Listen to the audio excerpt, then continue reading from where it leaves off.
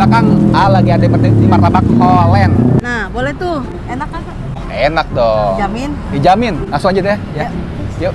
Mang, Ya. ayo mau pesan aneh yang spesial.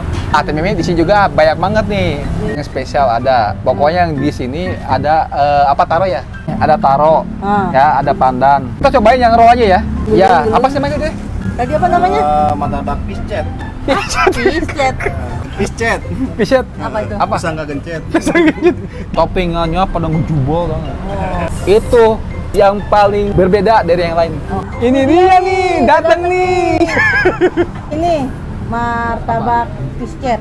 Ini martabak apa taro double cheese. Geprek, gengs. Walaupun banyak toppingnya, ini nggak terlalu manis. Padahal banyak toppingnya kan, 4 kali topping. Tapi nggak manis loh.